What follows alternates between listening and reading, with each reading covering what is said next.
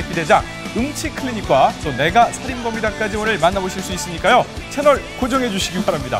그럼 오늘의 접속 무비월드 지금 시작합니다.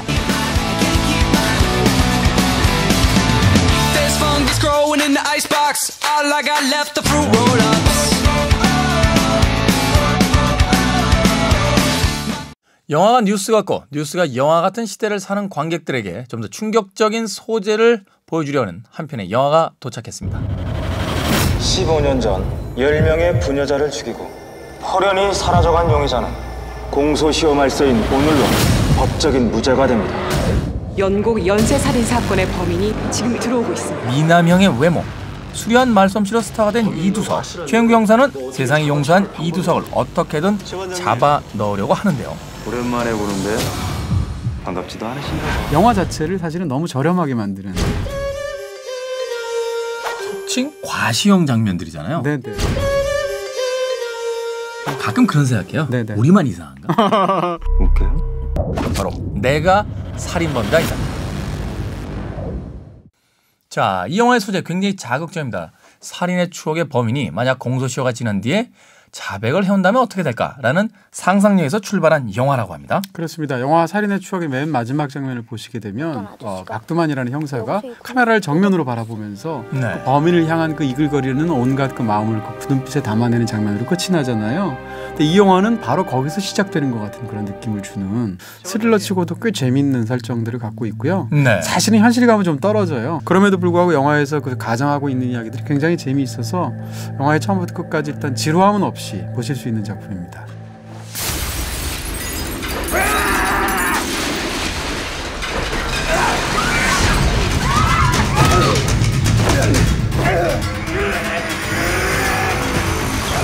근데 사실 내가 살인범이다는 제일 훌륭한 건 사실은 액션입니다.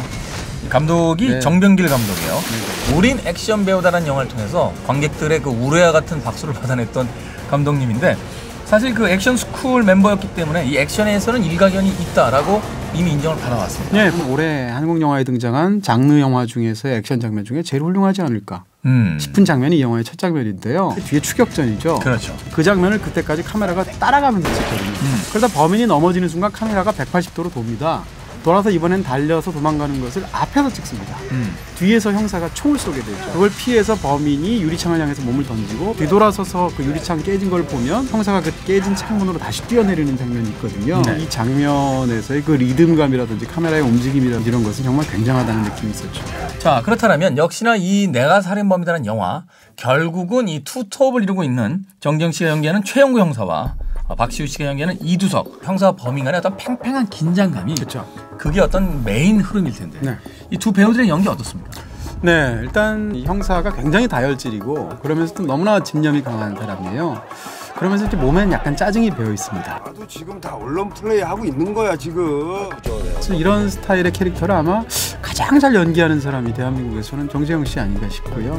네. 또 박시우 씨 같은 경우에는 극 중에서 이제 소위 외모가 뛰어나면 그 사람이 연쇄살인범이라고 하더라도 사회적으로 어떤 그 호감이 확 쏠리게 되는 그런 과정을 영화 속에서 비판적으로 다루고 있잖아요. 그런 측면에서 보면 박시우 씨가 영화에 굉장히 잘 맞는 외모와 연기를 통해서 영화랑 호응을 했다. 그래서 주연 배우들은 다 제 몫을 했다는 생각이 듭니다. 근데 사실 이 점은 전 지적할 수 있을 것 같아요. 조단역 캐릭터들이 수도 없이 나오게 되는데 순간적인 재치나 어떤 튀는 이런 요소들 때문에 마치 그 캐릭터들이 흉하게 대못 같은 것이 튀어나와 있는 것처럼 곳곳에서 돌출된 것처럼 느껴진다는 거예요. 대표적인 장면을 고르자면 기자회견 장면이에요. 네. 두 번째 질문을 여 기자가 하게 되는데 질문이 뭐라고 하냐면 이렇게 질문을 해요.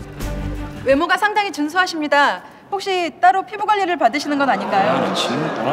그리고 그런 외모에 열광하는 캐릭터로 만들어진 10대 여학생 그 캐릭터가 있습니다. 이 캐릭터는 그 박시우 씨 외모만 쫓아다니는 일종의 오빠 부대처럼 다니게 되는데 이런 것이 역시 외모 지상주의를 욕하기 위해서 비판하기 위해서 만든 캐릭터라 할지라도 영화 자체를 사실은 너무 저렴하게 만드는 그런 대사와 설정인 거죠. 이 캐릭터는 바로 이런 이야기를 하려고 여기다 넣었습니다라고 하는 감독의 그 이야기가 너무 강하게 들리다 보니까 영화 속에서 다른 배우들이 연기하는 캐릭터들과 그 혼합되지 못하는 전혀 다른 톤으로 존재하는 뭐 그런 아쉬움이 좀 있었습니다. 그 또 하나는 이 영화의 연기 굉장히 잘하시는 그 그 베테랑급 조연 배우들이 등장하게 되는데 이 영화에서 연기가 유독 걸립니다. 유독 튀고 유독 거칩니다. 어떤 면에서 그렇죠? 대표적인 게 이제 장광 씨 같은 경우인데 광해에서 이제 그 굉장한 그 연기력을 보여주셨죠. 도가니에서도 보시게 되면 정말 끔찍한 굉장한 두 편에서 연기를 했었죠. 근데 그런 장광이라는 배우가 방송사 국장으로 등장하시거든요. 네. 그래서 이제 방송사 PD한테 의견 대립을 보이면서 손가락질하면서 막 그 지시를 하는 장면이 있습니다.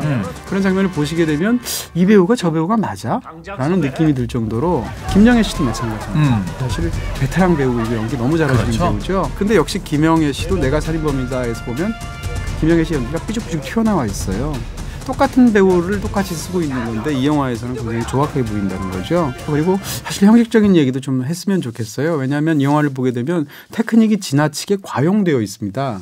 예를 들면 정면 셔터를 계속 찍는다든지 클로즈업을 계속 넣는다든지 두 눈만 화면 가득 강렬하게 비추는 그런 익스트림 클로즈업을 쓴다든지 하는 건데 이런 테크닉을 불필요하게 너무 많이 쓰고 있다는 거죠. 속칭 과시형 장면들이잖아요. 네네. 이런 테크닉이 너무 많이 쓰이기 때문에 영화를 보면 중간쯤 되면 관객이 심드렁해지게 되고요. 그러면서 영화 전체가 허망하게 느껴지는. 기념일이 너무 많아지고 선물을 많이 너무 주면 네.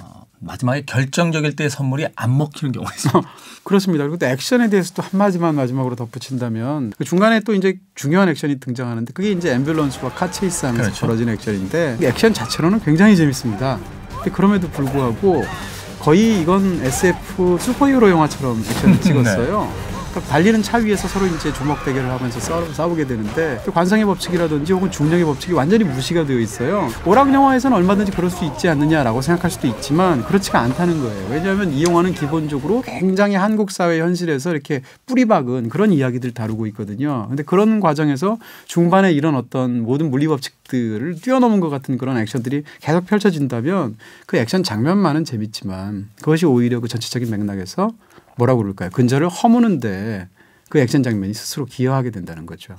오히려 이 영화는 액션이냐 사회성이냐 그 두 가지 측면에서 분명한 하나의 선택과 그 집중이 있었다면 영화를 바라보는 관객들의 만족도도 훨씬 더 높아지고 영화의 완성도도 훨씬 더 좋아지지 않았을까 그런 생각도 해보게 됩니다. 네네. 그렇다면 내가 살인범이다 이 영화에 대한 한 줄 정리와 별점.